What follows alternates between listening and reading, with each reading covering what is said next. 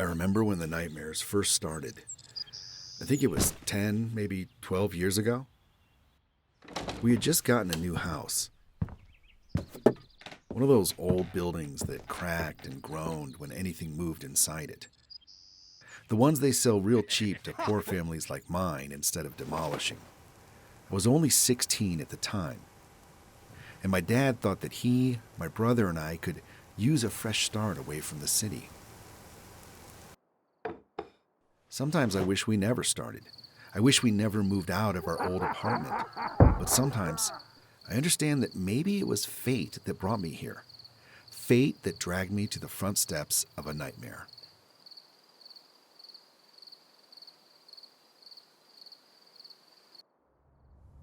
I remember that first night that the man appeared. I saw him immediately and tried to move, tried to scream. But I was frozen, stuck in the bed as he stood just in the corner of the doorframe.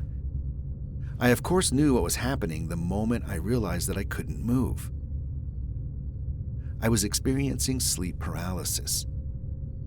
I knew that I had gotten it a couple of times before, but in those times, I never really saw anything, and while I knew it was possible, I didn't really ever expect to actually see something watching me.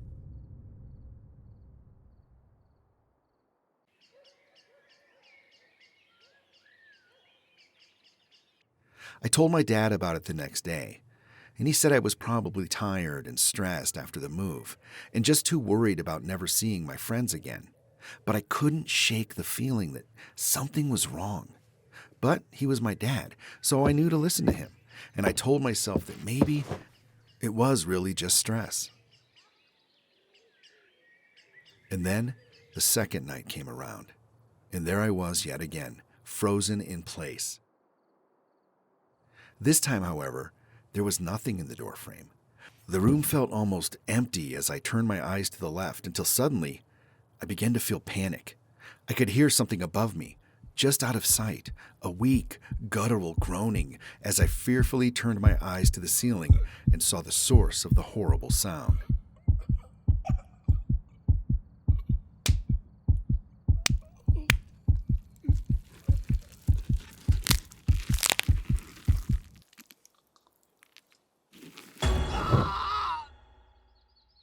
And then it was morning.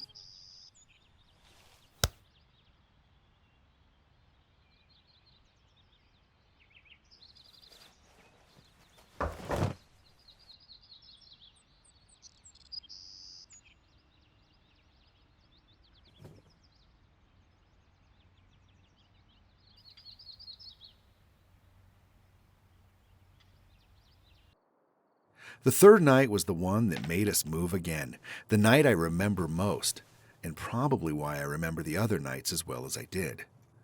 I was able to move this time, and the man was there again.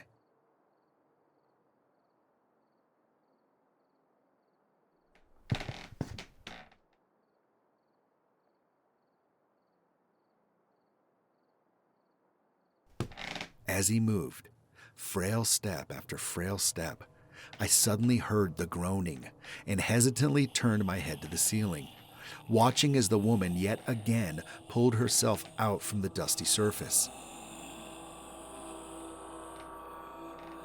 I could feel every part of my mind rushing by. I could hear my heart pounding in my chest as I began to sob, releasing a weak, "What do you want from me?"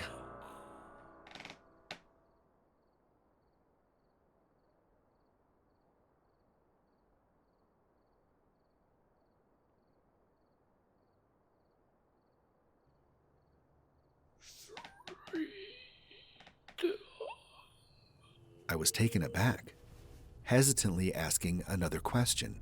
Freedom from what?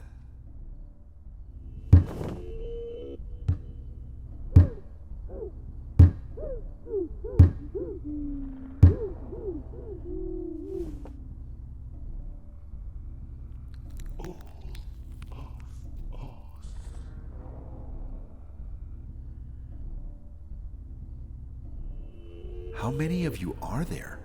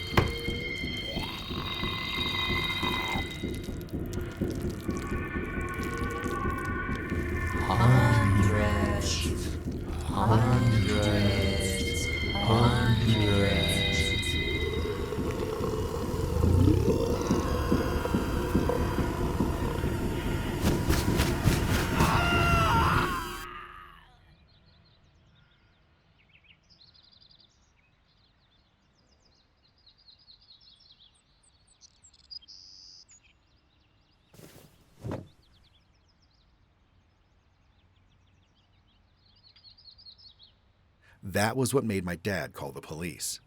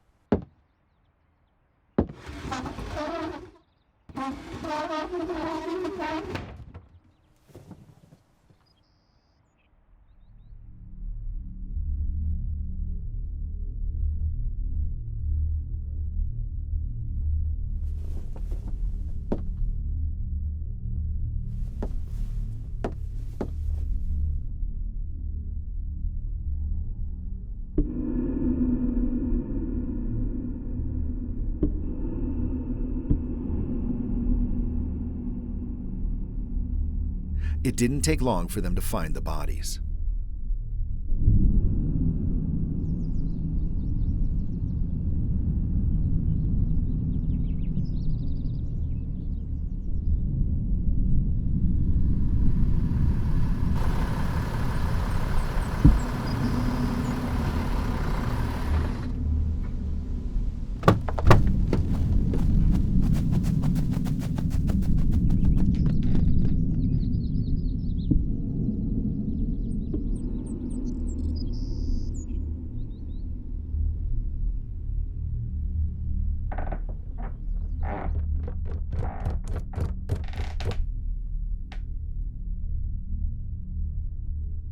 In total, there were exactly 231 bodies found inside of the house, each one having gone missing nearly 50 years ago, some even longer.